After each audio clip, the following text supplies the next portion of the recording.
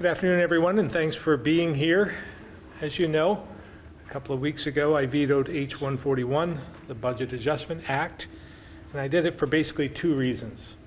Spent too much money and reverse course on the wind down of the hotel motel program, and instead actually expanded it. My veto shouldn't have come as a surprise to anyone, because along with my team, I've been voicing my concerns about the bill ever since it was first taken up in the House. The budget adjustment is typically a mid-year accounting bill, and historically hasn't included policy changes or funding that's not time sensitive. Over the last few years, the legislature has taken a different approach to this mid-year truing up of the budget. And although my team has been at the table offering a path forward every step of the way, they chose to move forward without those changes. However, after the veto, they did agree to move some of the extra spending to next year's budget. To me, that wasn't really much of a compromise, because I didn't say no never to their proposals. I said, let's consider them when debating the full budget. And as it turns out, they found that some of the spending wasn't needed and ended up not including some of that spending in the House version of the big bill. It's now heading to the House for further debate. And given the uncertain times in Washington, we need to be fiscally responsible and not spend needlessly, especially when we don't know what federal funding or programs will actually be cut. My other objection to the budget adjustment was expanding the failed hotel motel program, which was especially concerning after the legislature just 10 months ago voted to wind it down, not eliminate it like most other states have done after the pandemic, just downsize it a bit. Now, we know the hotel motel program hasn't been good for the people in it. Since 2020, there have been 135 deaths. And Vermont is the only state in the region that continues to operate a hotel motel program at this scale. But I also recognize the significant housing shortage we face in Vermont, which is why I offered 3 different proposals, compromises, to the legislature to continue to wind the program down while keeping kids and the most vulnerable enrolled. And from my perspective, that offer is still on the table. The bottom line is, extending this program costs a lot of money, like $40 to $50 million every year, and doesn't serve the people very well in it. We need to focus on real solutions, like building shelter capacity, so those who are experiencing homelessness have a place to go and can get the help and wraparound services they need to get back on their feet and into permanent housing. We also need to focus on quickly adding more housing, which Secretary Curley will talk about in a minute. If housing is truly the crisis we say it is, it's important to take it seriously and invest in the programs that deliver the results we need right now, not 5 years from now, while also actually addressing the regulatory barriers that slow down, stop, or drive the cost of new housing up. So with that, I'll turn it over to Secretary Samuelson.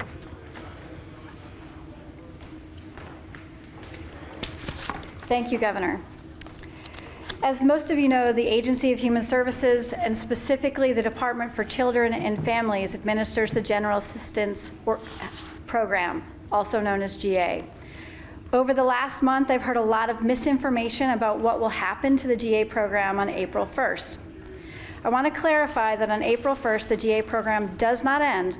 What takes into effect is the natural seasonal transition from the cold weather to warm weather policy.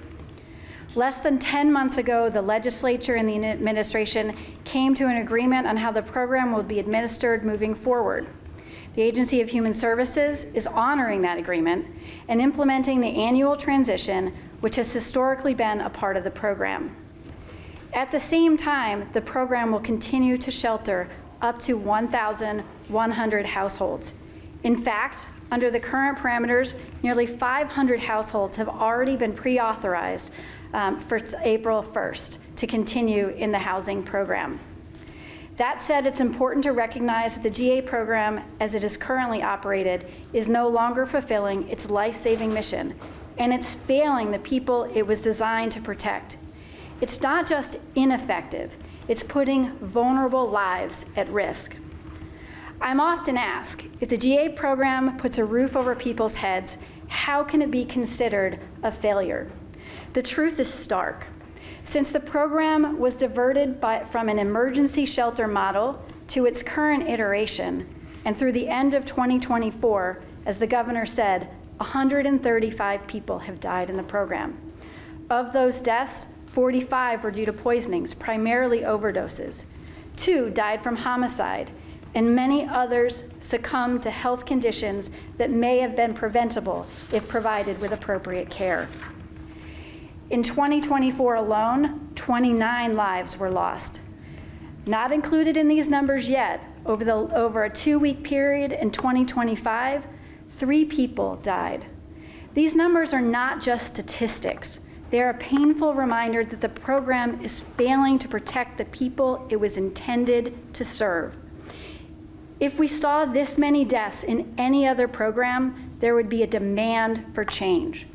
In addition to those lives that have lost in the GA program lacks the wraparound supports that individuals and families need to move towards stability.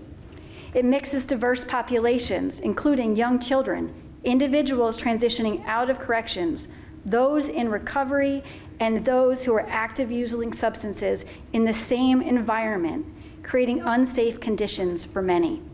This environment leaves hotels and the clients that we serve that are vulnerable to exploitation.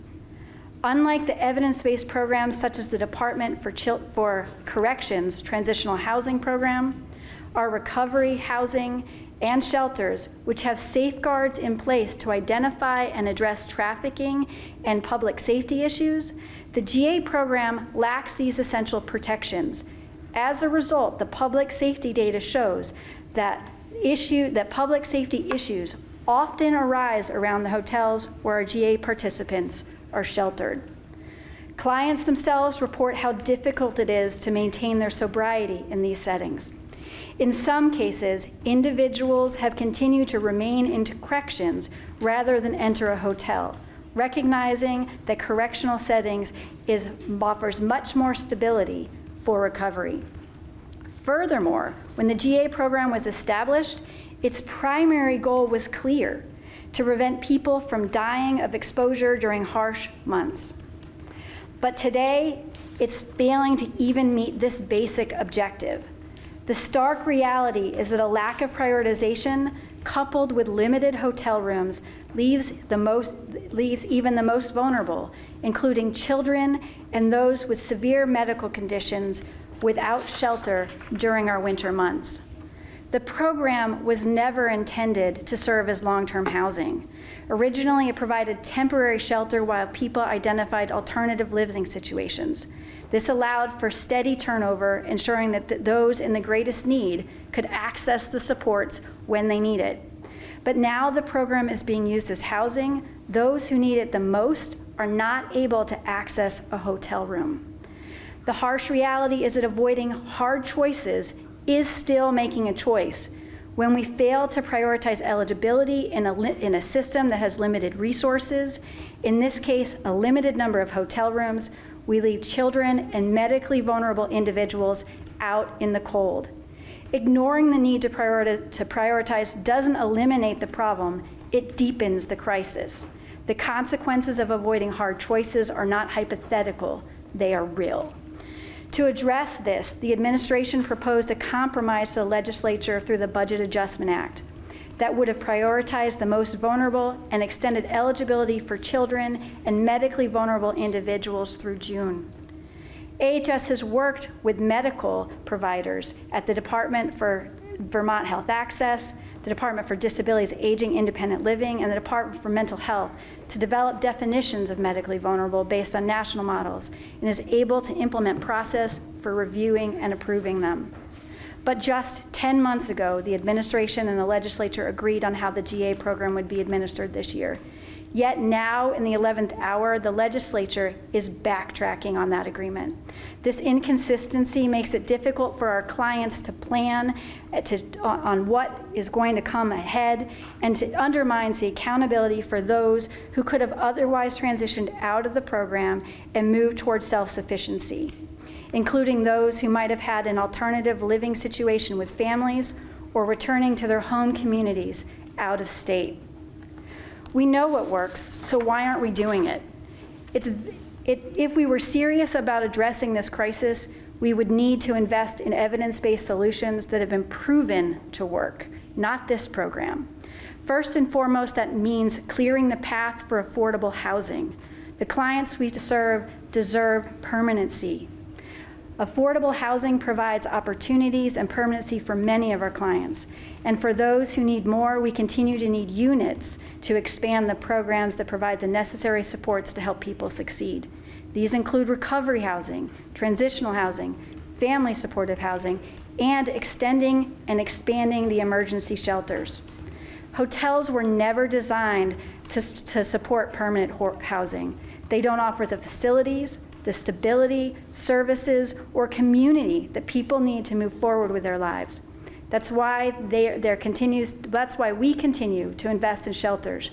Shelter offers resources that are unavailable in hotels and motels that assist Vermonters with moving forward towards a more stable and long-standing permanent housing option.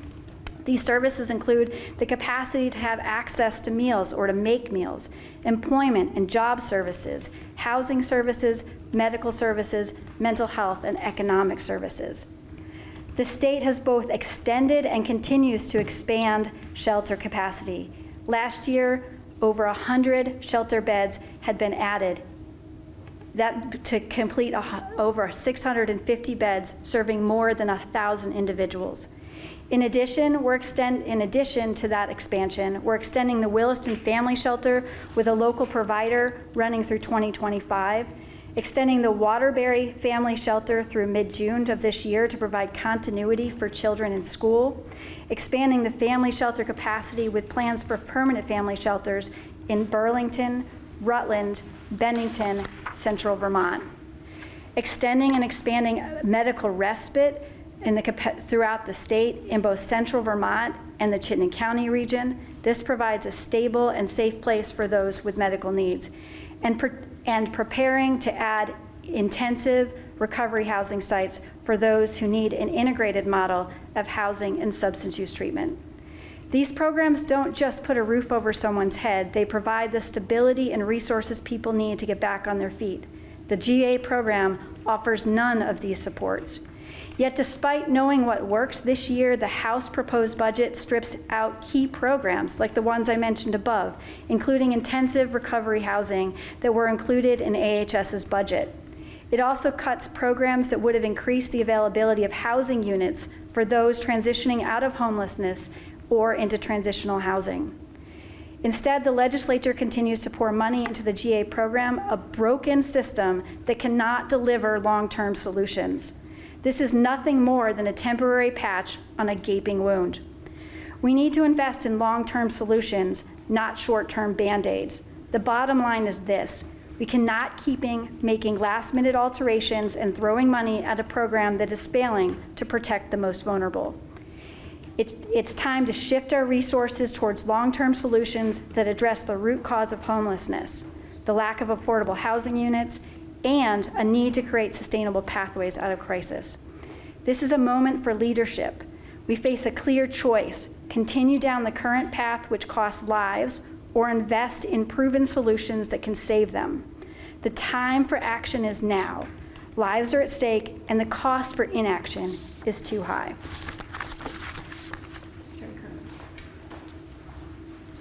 Thank you, Secretary Samuelson. As many of you know, the Department of Housing and Community Development is within the agency that I lead. DHCD, as we call it, focuses on housing policy and supporting unit generation. DHCD doesn't build homes, it doesn't operate shelters, and it doesn't provide services to those who are unhoused. I'm here today to discuss Vermont's housing crisis and how incentivizing the creation of more housing will benefit all Vermonters, including those who are unhoused. Vermont needs 36,000 more homes by 2030. That will help the homeless population by increasing available housing stock, provide more options for homebuyers and renters, and put downward pressure on prices across the spectrum. Adding inventory also leads to higher grand lists, which in turn helps municipalities pay for essential services and quality of life initiatives, and adds more taxpayers to lower the tax burden on each home. The DHCD team works passionately to increase Vermont's housing stock by supporting efforts to add new apartments, condos, single-family houses across the economic spectrum in every corner of Vermont. They also work to bring units back online that have fallen into disrepair and out of productive use. That strategy includes keeping people housed, getting new units online quickly, and putting people on a path to home ownership. We have programs like MER, the Manufactured Home Improvement and Repair Program. MER helps people stay in their homes by helping repair things like leaky roofs, broken heating systems, or updating electrical systems. More than 500 projects have been funded to date. We have VHIP, the Vermont Housing Improvement Program, perhaps the most successful housing program to be created in recent history. VHIP gives opportunities for any Vermont property owner to add or rehabilitate a housing unit, and along the way, creates new affordable housing units. Since the pandemic, VHIP has helped create or bring back online almost 600 apartments, most of them for people in coordinated entry, which provides people who are exiting homelessness with services. Another 500 VHIP funded units are in the production pipeline. At an average of just $37,000 per unit, VHIP is by far the most cost-effective state program to fund housing creation. The $4 million of base funding requested in the governor's budget would reliably produce nearly 100 units of housing every single year in all corners of Vermont, especially in places like Rutland and Caledonia counties where we see greater portions of housing stock that have fallen offline. In the governor's budget, we looked to make funding for these very successful programs permanent, to bring stability and predictability to those looking to stay in their homes and bringing offline housing stock back online. This was part of a larger ask totaling $50 million for investments related to increasing long-term housing production. Instead, the legislature is signaling once again they are only willing to offer temporary solutions rather than committing to the sustained investments needed to address Vermont's housing crisis. By choosing one-time funding for programs like VHIP instead of the permanent support we recommended, the legislature is undermining a proven program that restores desperately needed permanent housing units. At last check, lawmakers reduced $16 million from 4 programs, including 2 that were successfully piloted by VHFA, the Vermont Housing Finance Agency, the Missing Middle Home Ownership Development Program, and the Rental Revolving Loan Fund. They trimmed the allocation for the Vermont Infrastructure Sustainability Fund, which is intended to provide low-interest loans to build infrastructure to serve housing projects. And they've chosen to effectively eliminate the state brownfields revitalization program. Since October of 2021, that program has helped clean polluted sites and led to the creation of 700 homes, many of them deemed affordable for people existing homelessness. Yet rather than continuing to invest in proven, transformative programs, lawmakers have chosen to shut them down. We're asking the Vermont legislature to please invest in the future. While we cannot afford to buy our way out of this housing crisis, we must leverage what we can to ensure that we're bringing every building partner to the table to fix dilapidated houses and apartments and to construct new ones where communities are committed to adding new housing. Housing generation will increase affordability for all of us and contribute to Vermont's long-term success. By investing in housing now, we are investing in Vermont and Vermonters for generations to come. Thank you. Back to the governor. I'm going to just grab this for these notes. You want your notes? We'll open up to questions. Governor, I can hear Brenda Siegel right now saying that, sure, it's a temporary patch and a gaping wound, but a temporary patch is better than no patch at all. What is the better right now alternative for people who are currently using these services? Well, again, we've been hearing the same dialogue over a number of years. It doesn't seem to change. It's like Groundhog Day. Every year we go through this same approach where the sky is falling and we need to do more, not less. We need to invest more money, not less. And, the well's running dry, especially when we see all of the impacts. We don't know what they're going to be, but we anticipate there'll be some pressure on our budget in the state due to federal cuts. So with that in mind, we have to prioritize. We feel that, again, with the hotel-motel program in particular, that warehousing people isn't healthy for them. We believe that we need to have eyes on them, much as we've learned in some of the family shelters, where we can engage with them. We can find out what their needs are and help them get to a better place. And we've seen we've had a lot of success stories in that situation. So we think congregate emergency shelters are the answer. We also need to do, in this situation right now, we want to take care of the most vulnerable, and we've offered to provide a pathway to doing that with families in particular. I'm sensitive to that. Those who are in school, we don't want to uproot them. And those who are medically impacted, those elderly and medically impacted, we want to protect them. Those are truly the most vulnerable.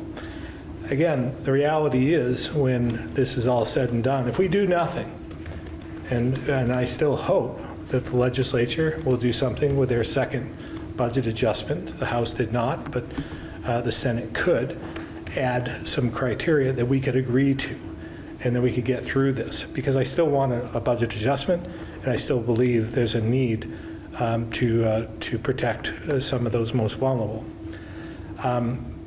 But having said that, if nothing happens, and we do absolutely nothing, we'll still have 1,000 households. We'll have 1,000 motel and hotel rooms rented come April 2nd. So it's not as though we're shutting the door completely. We've heard that dialogue for quite some time, that we're shutting down the program, and that's just not the case. It's not true. But we are downsizing, as we agreed to just a short 10 months ago. So there is a path forward. I know that the time is running out, and we're working on other solutions that could be put into place, but I still hope that we come to some resolution with the Budget Adjustment Act. You said today that this program is a failure that harms the people that are enrolled in it, and you've also just said that you want to extend eligibility for vulnerable populations so that they can remain, so they can be protected. We put them into a How do we situation. reconcile those two things? Yes, we put them in a situation where they're in the last stages. They have been accustomed to having somebody bail them out at the end of the road here.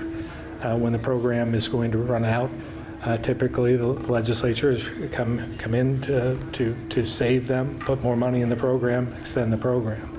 and they're anticipating that now. So we're in a situation where we have families, again, that have kids in schools. We're right at the end of the school period. I would anticipate that some of those, even if they went to live somewhere else, may not enroll in another school at that point. So we want to avoid that. So I'm offering a compromise in that respect, understanding the feel a bit. So that and those who are medically impacted. So we're trying to do what we can to find that common ground. And again, the offer is still on the table. If the legislature wasn't asking for that, would you be instructing your administration to retain eligibility for that population? If we were fully intending to follow through on the legislation, the law that was passed last 10 months ago. So I can't say that we would be offering that at this point in time, to be perfectly honest. So you feel like your position on the merits of that? I think there's a smaller population, yes. I think if we zeroed in, I am sensitive to that. Not everyone is, but I am sensitive to that. But that's something you've come to Yes. in the 10 months since. So I think Not in the 10 months since, no, just in the last, month, 2 weeks. But when you signed on to that agreement, the grand bargain last year, the way it was structured would see these families that you're saying you now want to protect from being exited, they would be out, right? Yes, And you're saying now, I actually don't think that's a good idea for them to be out. right, at this late stage. Right. So it seems like you're framing the legislature's change of opinion on this as some threshold deficiency in their argument. And I'm saying there's a compromise. I'm saying we can take care of what we see as the most vulnerable, what I see as the most vulnerable. So I'm saying there's a compromise. Has your position shifted since the legislature came to you with their compromise letter? I didn't see the compromise. What compromise did they make? When they said, we'll give you everything you've asked for, all the Yeah, policy. I think I covered that in my notes, though. Well, I know. I guess mean, I'm that wasn't wondering- much of a compromise because they have the big bill that they could have put it all into, and they decided, hey, maybe the governor's got a point here. Maybe we shouldn't be using all this money. So that wasn't much of a compromise. They didn't compromise on that portion with the hotel motel program at all. And is there any more give from you? I think this is giving a lot. I mean, and they haven't even considered that. Governor, following up on what Guy started out with, the comments I hear is that, what's the big deal? It's not that much money. We're almost to It's not the money. Well, we're almost to the end of the fiscal year. Why not? You have a lot more influence this session than you had the last couple of sessions, right? I think that's fair to say. Why not just keep the Band-Aid on for now? Get the program the way you want it going forward in the big bell for FY26 and move forward from there. We made the agreement 10 months ago. We should at least try to follow through on a portion of that. This compromise that I'm offering, I think, gets us there. And we still have to, and it will give us an opportunity to utilize this approach because I believe the eligibility needs to be narrowed. So we'll do that right now. And I think that should stick in the next fiscal year. I don't think they're anticipating that they're going to make any changes in that regard. I think it's going to remain the same, in fact, expanded. They're asking for more money than last year. So who's going to pay that? And what program is it coming out of? Because we're not raising taxes. Can you speak to some of the implications you and your administration have identified should there be no VA this year? It's going to be difficult for us, especially in AHS. It's not going to be easy, but we think we can make it through. But it's not going to be easy. We're going to have to get creative. Is there anything specific that's been highlighted in terms of what might have to Yes, stop? there are many things that we've been talking about, but again, I want to reiterate, I hope we have a budget adjustment that I can sign, and I think there's still an opportunity. And the House is considering a bill, H91, that would dissolve the motel program and give more funding and authority to community action groups to to respond to homelessness. Is that something that you would support? You know, one of our first compromises, as you might recall, was actually giving money to local municipalities, because I think they have a better feel for the population on the ground. And I thought that that was a good proposal. I think that would have helped. In fact, we would have given more money than what we thought we were going to have to spend. But that was rejected. But that was based off from what I had heard maybe coming. I heard this from the speaker, maybe coming from the House, that they were going to take a more local approach. I didn't have any of the details at that point in time, but I was intrigued by that. I think, to be honest with you, I think there is some merit there. But if we don't reduce in some way the eligibility, and they're spending more money, that doesn't really seem to fix the problem. And I do believe that maybe they would come to the conclusion that we would utilize more emergency shelters, concrete shelters as well. But I don't know that to be the case. So we're willing to have that conversation. That's something in the big bill. But at this point in time, I still believe that we need to narrow the eligibility right now. To quickly switch topics, you mentioned time or two the uncertainty in Washington, federal cuts and whatnot. There's been some talk about dismantling FEMA from the Trump administration. I want to ask you, in terms of the money that does come to the state, just how impactful that is, and could Vermont repair its roads and bridges? Should we have another flood without the help of FEMA? Should it be dismantled? Yeah, again, I'm not sure what that means. You know, when they say they want to dismantle FEMA, does that mean it's just like dismantling the Department of Education? What does that mean?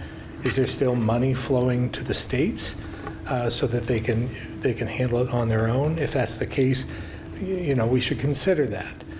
But FEMA, I've said this right along, FEMA has its challenges.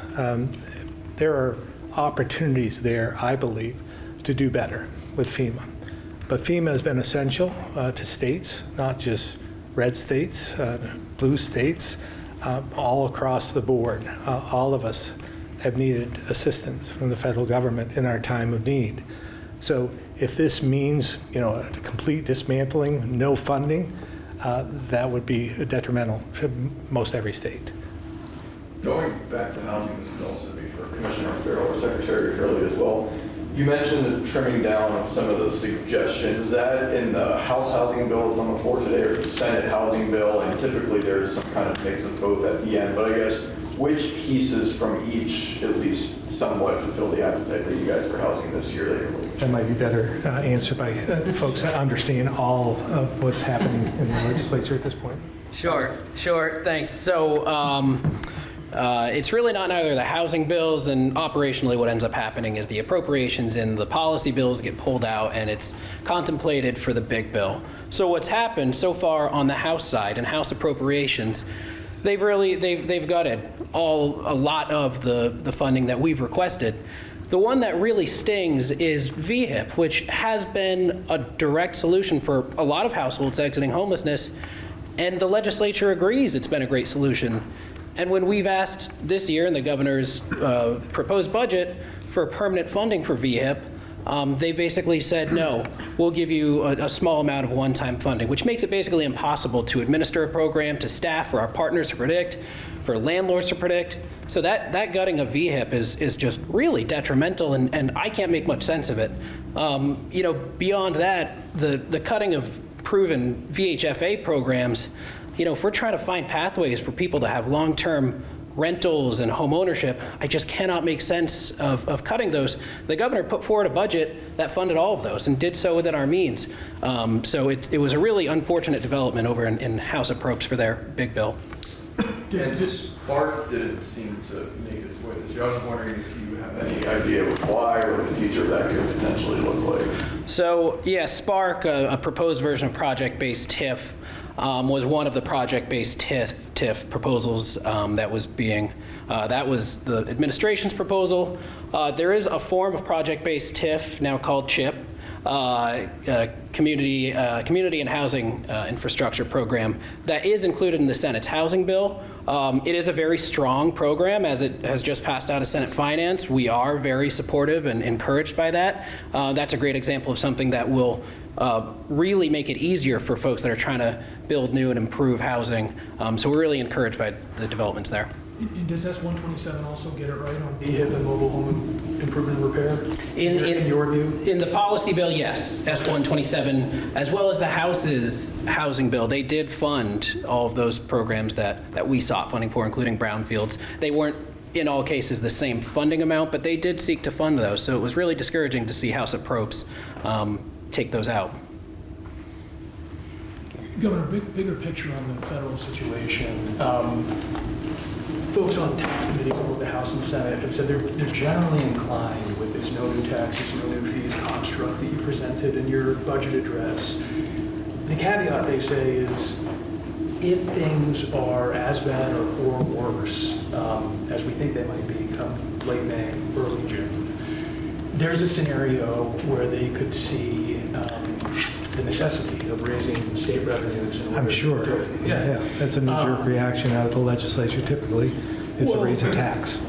You know, they say in the face of potentially hundreds of millions of dollars in cuts from the federal government. I guess my question to you is there a scenario in which cuts to federal funding are so severe that you are willing to at least entertain raising state revenues in order to offset some of those costs? I'm not prepared to answer that at this point in time, but I will say, this is what I've been warning about. When they were raising the payroll tax, for instance, I said, you're using up, every time they came up with another tax or fee and increase here and there during the good times, I said, you know, there's going to be a time when you're using up all our taxing capacity, and we may need that at some point. Payroll tax is a terrible idea.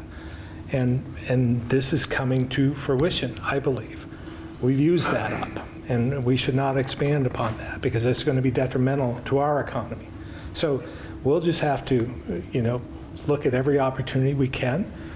We'll have to determine where we can make some cuts, not do certain programs. It's going to be, you know, we'll see the magnitude of this.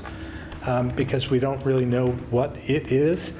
But when and if that comes, we will be looking internally to try and fill the gaps. And you say the question of whether or not to raise state revenues is not one you're willing to answer right now. Why is that not something that... Because I don't think that we need to at this point. I think we're talking about what ifs. And at this point in time, we don't know what's going to happen. So I'm sure there's nothing you'd like better than to hear me say, which I'm not going to say, something about taxes. So I'm not going to entertain that at this point in time. Staying on the topic for a moment, there was news out of Washington about pulling back $11 billion in funding for state health departments. Have you heard anything from the Department of Health about what that could mean for us? I have not, but... Yeah. Yesterday, we received a memo, as did almost all of the states across the country, stating that they were going to pull back COVID-era funds effective on March 24th. We're still much of those funds were already expended in Vermont previously. We're now trying to evaluate what the magnitude of that impact is here on Vermont. We do know that what they were coming after were things like things that would impact or affect our laboratory, epidemiology, and it's not just the Department for Health, it's also the Department for Mental Health as it came out of SAMHSA related funding. But for right now, we don't know what the magnitude is and we don't know what the impact is, so we'll be able to report out on that in the coming weeks. Was your reading of the memo that you would need to return that money, or was it about money that was unexpended? Okay. And just to clarify, you said you received the memo yesterday, but it was... Effective on the 24th. So the day before. That's correct. Secretary Samuelson, while you're up there, do you have a comparison of the mortality rate for unhoused Vermonters who are in the motel-hotel program as compared to unhoused Vermonters who are not in the motel-hotel program? Yeah, I don't have those numbers in front of me today. We've done some review and investigation to that. I don't know if Kristen or Chris want to comment on that. But what we haven't seen are the same level of mortality among those who are unhoused. So you have that data? We have looked at that data. It's much more complicated to match because in-house Vermonters are not in our programs, but we have reviewed it. It's not per se data, but we have found very few, if any, deaths related to being unhoused. All right, we're gonna switch over to the phones now. Ed Barber, Newport Daily Express.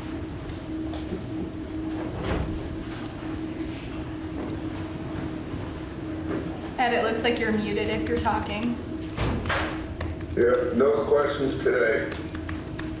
Thank you. Keith Whitcomb, Rutland Herald. Hi, my Zoom feed's been a little choppy, so my apologies if this was asked and answered. There was talk of one of the issues with the GA hotel program was that there's no wraparound services to it. I was curious, why is that? Is there some barrier to preventing those services from being offered? Like what, who, I don't know who gets into that detail of the program, but like why couldn't there be? Is there some...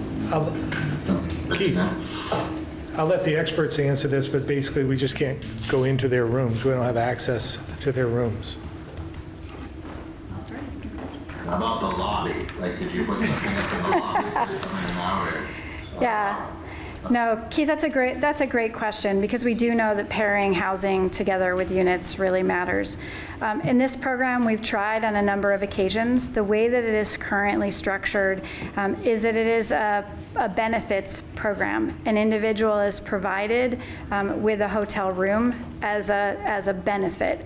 And there is no requirement or responsibility to actually participate in services. We have worked with community organizations, and we do continue to work with community organizations to provide services to those individuals, but it is very different when being a part of a program, you are required and there is accountability for participating and moving forward. When we have had services in the hotel program, for many of the individuals, they have chosen not to engage in those services. And again, it's just simply not a part of the program. And that's why this program doesn't work. It was intended to be an initial emergency sheltering program. It was short-lived, 28 days or less, and it was not designed to be a human services program that integrated both services and a hotel room. I don't know if Commissioner. Sure. I can add a little bit to that, Keith. Maybe using the Cortina as an example, something you're familiar with, I'm sure. There are a lot of issues in trying to bring services into hotels and motels. We made many attempts through the years to do that, to bring in nursing services, to bring in economic services, employment services, with a lot of mixed success. Not every hotel is set up to accommodate that. We've had a few community organizations that do set up in available spaces in some of the hotels. But it's really challenging. And then in some places, we had providers start to refuse to go because of safety concerns. The Cortina is an example of that.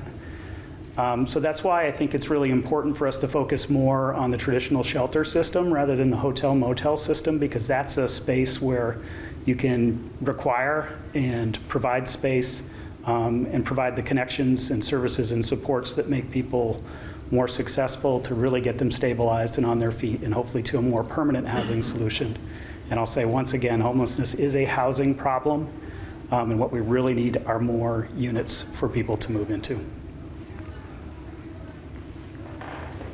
Thank you. Back to the room. H2, the bill that is the vehicle for the raise the age delay for 2 years, is on the Senate floor, meaning if someone gets through this relatively soon, as long as it gets through with the April 1st deadline. I guess if I can just get your thoughts on the 2-year delay now that we made it through the House and through the Senate committee process and to the floor before your desk. Yeah, I think that's needed before April 1 as well. So we are supportive of the 2-year extension. We would like to have eliminated it altogether, but we'll take the 2-year extension. The House and the Senate's ed committees have started to diverge in terms of the elements of your proposal they're taking on, ideas of their own. Maybe what do you see that you like in the work that's being done, and what are your areas of concerns? Again, it's It's not moving as quick in the House as I would have liked to have seen. But having said that, it appears it is moving. Something is moving there. The foundational formula looks like it's going to move out of the House in some form. And don't like everything within everything they've done in the bill. And I hear rumor that they're adding more, so I don't know what's actually going to be in there. But I'm encouraged to see something moving. I'm more encouraged with the Senate. They seem to be somewhat ahead of the House in many different ways. They have established the number of supervisor unions, even considering what lines and so forth. They seem to want to get something done. So if that comes over from the House and what the Senate is working on, it looks like if we could put all that together, we'd have something to work with. So we may be closer than we think. I've seen in years past how the legislature does rally at the end of the session, and we could have something that we could work with. So I'm encouraged in some respect to see things moving along. Just quickly staying on education, when it comes to your priorities, you mentioned you'd like to see the House moving faster. Should we get to the end of the road and there's one thing that we need to get done this session, in your mind, is that the funding formula? Is that setting the districts and drawing the lines? What do you see as the main priority? We need it all. I mean, we need the funding formula. We need to set the number of districts, somewhat draw the lines, and know what we're talking about. Then we could work on other pieces of that throughout the year. But those are essential. That's the foundation that we need to move forward. It would be a mistake not to have it. It'd put us years behind, not just 1 year, years.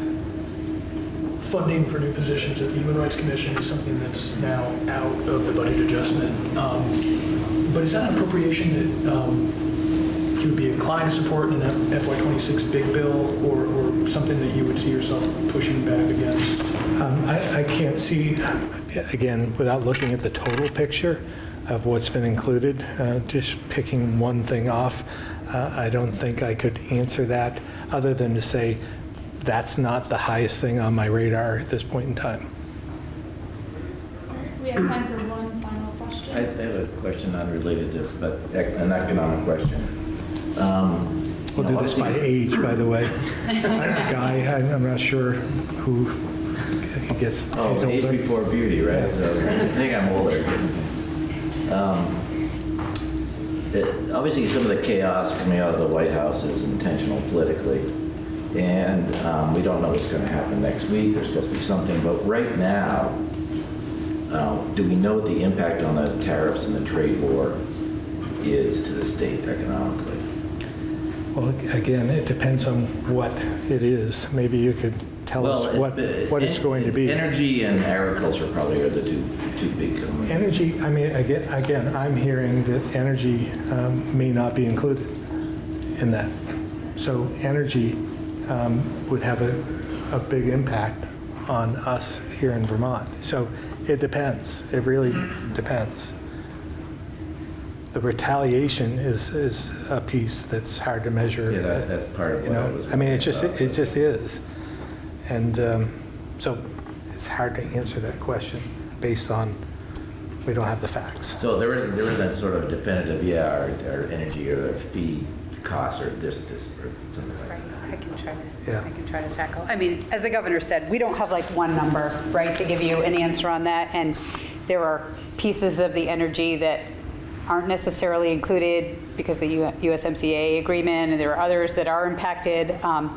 There are some energy providers that are able to negotiate better price contracts, right? So there's so much unknown. And so it's really hard to just give one number. What we do know is that largely, if nothing, if people didn't negotiate or if the tariffs hit, it absolutely would have an adverse impact on our economy, right? People use a lot of energy here, so we know that. So I guess really what we recognize is it does create a lot of uncertainty and added pressure to people that are trying to operate a business.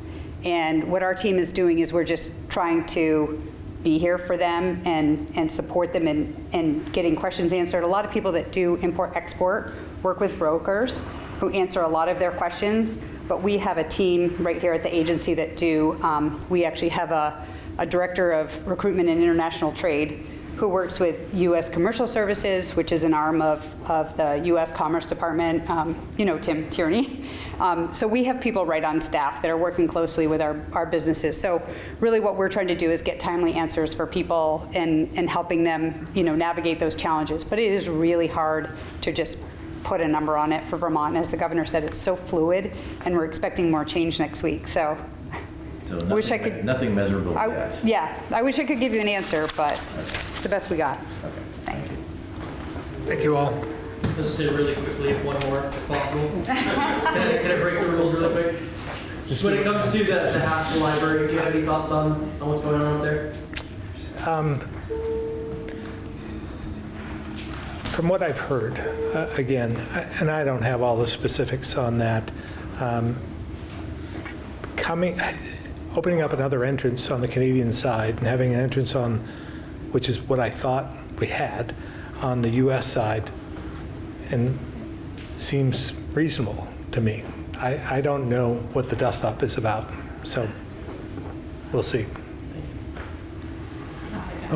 So on Sunday, Montpelier police arrested 4 more juveniles from Massachusetts on drug and assault charges. Given Vermont's shortage in youth custody beds, I'm wondering where those 4 youthful offenders are now, and in fact, are they still in custody? Adam Silverman didn't know, so I'm asking you. Well, if Adam didn't know, then I don't know how I would know. I honestly don't know at this point in time. It's probably in the hands of the state's attorney.